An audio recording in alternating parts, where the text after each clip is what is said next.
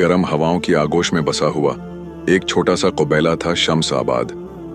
यहाँ मट्टी के कुचे घर और उनके सहनों में खेलते बच्चे उसका एक आम मंजर थे।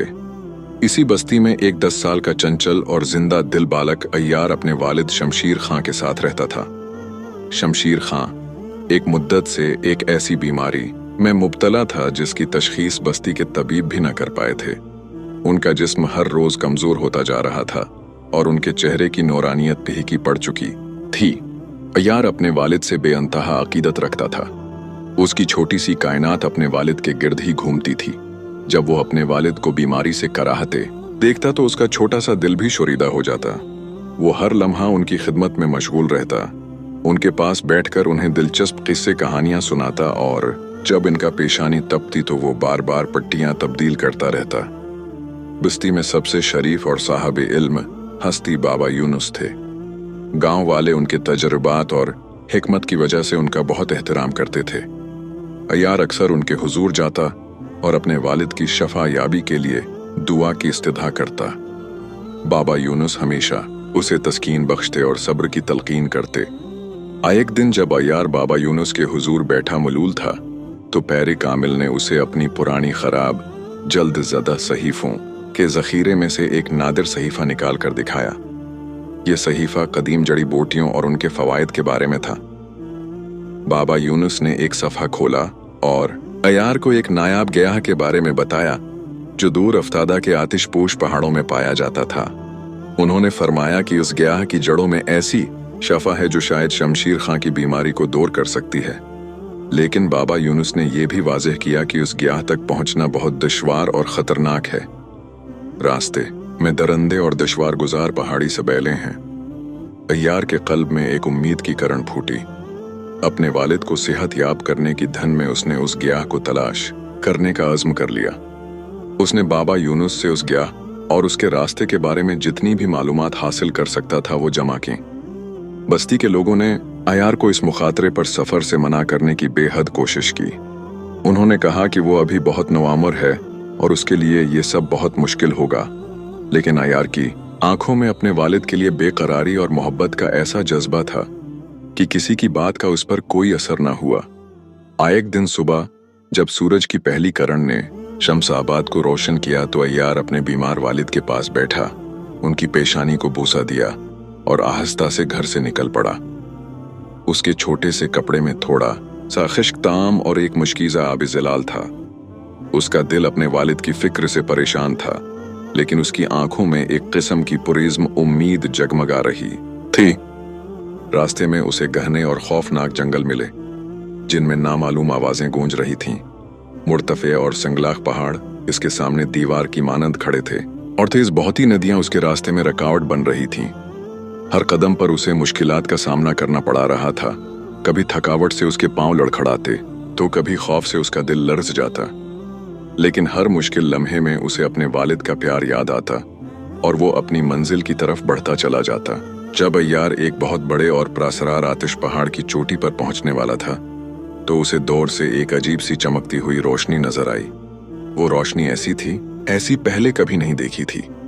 क्या ये रोशनी उसके लिए कोई मददगार इलामत है या फिर किसी नामालूम खतरे का इशारा? अय्यार उस चमकती हुई रोशनी की जानिब तेजी से पेशकदमी करने लगा। रास्ता अब और भी दुश्वार हो गया था। सिंगलाख और खौफनाक रास्ते उसके हर कदम पर आजमाइश कर रहे थे। थकावट इस के जिस्म को निचोड़ रही थी और भूख से उसका हाल दगरगों था। कई बार तो उसने सोचा कि अब उसमें और चलने की ताकत बाकी नहीं रही। लेकिन फिर उसे अपने वालिद का जर्द चेहरा याद आता और वो एक नई कुव्वत से अपने कदमों को घसीटता हुआ आगे बढ़ता। आखिरकार वो इस रोशनी के करीब पहुंच गया।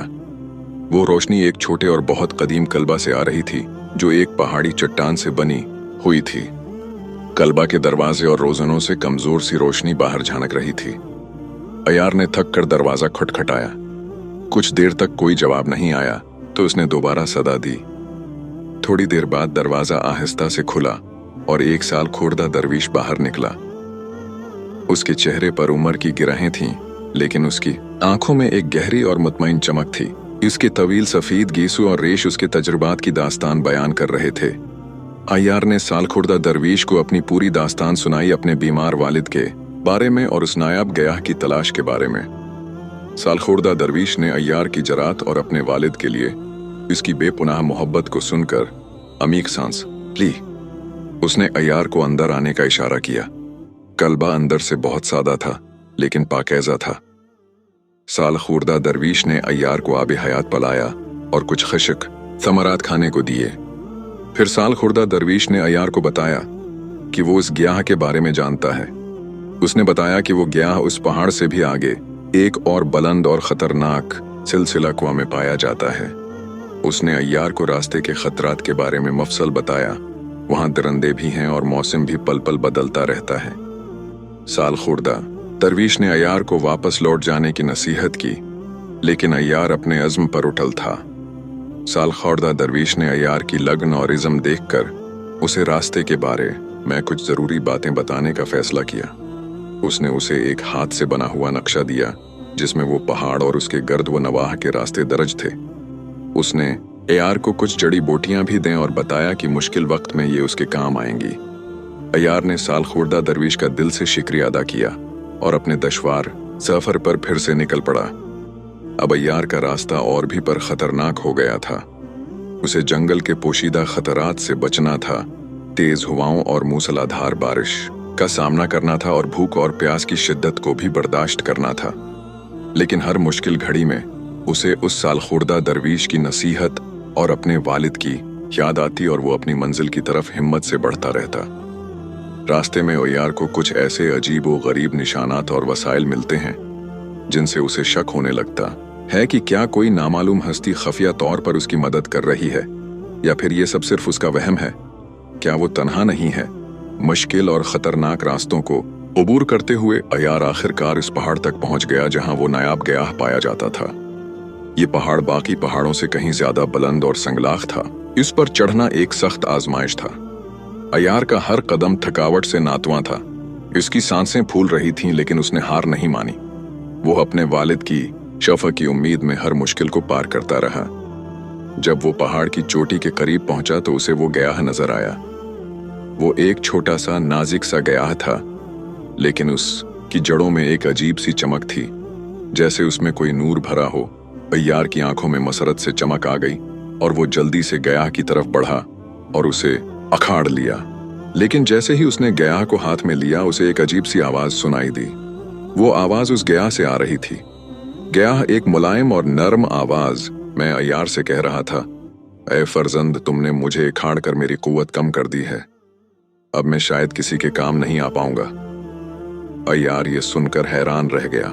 उसने कभी नहीं सोचा था कि एक ग्याह भी गविया हो सकता है। वो खौफ और हैरत से ग्याह को देखता रहा। ग्याह ने अपनी बात जारी रखी, आसल शफा मेरी जड़ों में नहीं बल्कि मेरे बीजों में है। वो बीज हर साल एक खास मौसम में निकलते हैं और इनमें ऐसी कुव्वत है जो हर बीमारी को दूर कर सकती है। अय्यार को अपनी नाआगी पर बहुत निदामत हुई। उसने बगैर सोचे समझे ग्याह को इखाड़ लिया था। उसने ग्याह से माजरत ख्वाही की और पूछा कि अब वो क्या करे। ग्याह ने उसे बताया कि अगर वो उसके बीज हासिल करना चाहता है तो उसे अगले मौसम तक इंतजार करना होगा और उसकी हिफाजत करनी होगी। अगर वो उसे ऐसे ही ले गया तो वो बीज नहीं देगा और किसी के काम नहीं आएगा। अय्यार एक मुश्किल फैसले में फंस गया। उसके वालिद की हालत नाजुक थी और वो इतना तवील इंतजार नहीं कर सकता था। लेकिन अगर वो ग्याह को ऐसे ही ले गया तो शायद वो किसी काम का न रहे। उसके जहन में सवालात का तूफान उठ रहा था। क्या उसे अपने वालिद की जान बचाने के लिए फौरा बस्ती वापस चले जाना चाहिए, या फिर ग्याह की बात मानकर बीजों का इंतजार करना चाहिए? क्या कोई और सूरत भी थी?